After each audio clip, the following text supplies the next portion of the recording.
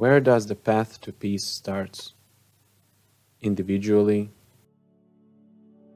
collectively?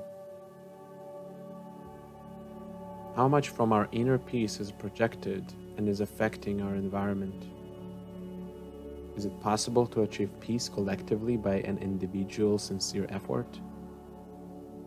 How many people who change their heart does it take for the entire human race to experience tranquility?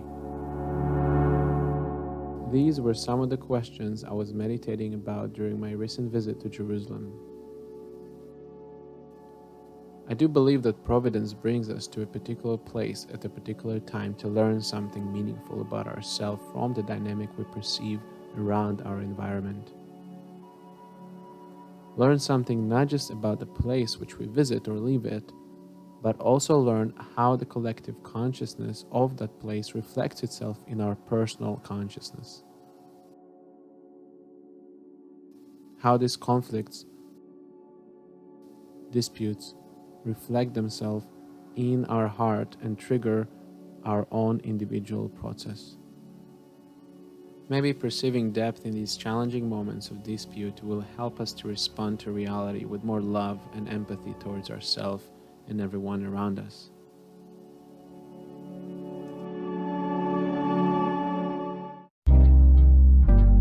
The city of Jerusalem.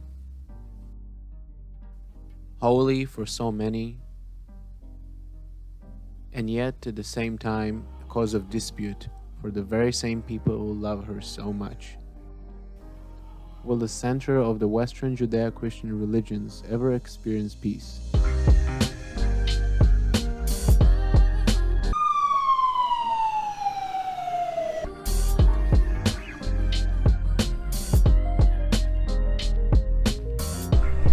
So it's been exactly 4 years since I sat here for the first time, just a pair of cartels, and here I'm back, chanting for peace in the Middle East, chanting in Jerusalem this time.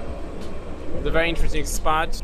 There was a terrorist attack right here in the corner, an interesting spot to start from this journey in Jerusalem, and let's see what happens. I hope you're gonna like the live stream that I'm gonna be putting together. This time in my visit, I was thinking to actually interact more with the people of Jerusalem and ask them, how will peace prevail here, and do they still believe in peace? Hare Krishna, Hare Krishna, Krishna, Hare Hare, Hare Rama, Hare Rama, Rama Rama, Hare Hare, Hare Krishna. So many situations of tension between religions, faiths, beliefs, cultures, and I'm wondering, do you believe in peace, that peace will prevail here one day in the Middle East between the cultures and the religions in the Middle East? It's a tough question. What is your feeling? It's a tough question. Very, very complicated. You feel it's complicated? It's very complicated, but it's not like the first conflict between two cultures. If it's gonna happen, it's maybe in 1,000 years. I would like to be optimistic. Yeah. I would like to think so, yeah. A lot of programs need to exist that like help people understand each other's perspective and like teach them about coexisting, because I feel like bringing people together. I feel like a lot of people are like in their own bubble so much that they don't really see the other perspective, and there's just a lot of hate and misunderstanding of like the other side. I would want peace. I don't know. Well, I don't have a great plan. I don't think it will come from the government. Politicians, it's always complicated. I think there are some problems today that exist in order to individually based collective projects. Exactly.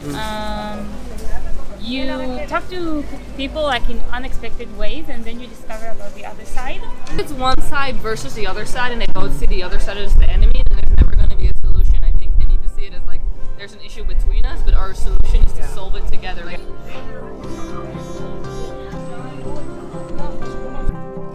so after a successful evening of chanting, I'm gonna go and meet an epic friend, Omer. Omer visited me at the last kirtan party that I organized in my place last year before I went to Florida, and this whole change happened to me.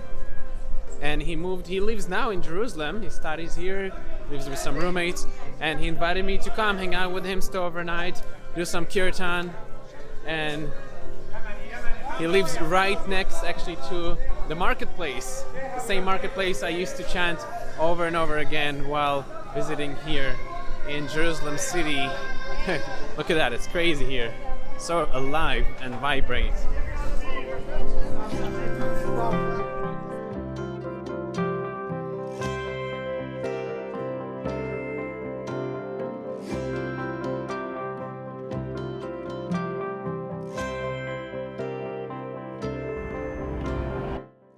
Thank you for joining this episode. I'll be glad to hear from you down in the comments below. What do you think? How can we individually support peace around us? And which challenges does your environment calling you to overcome?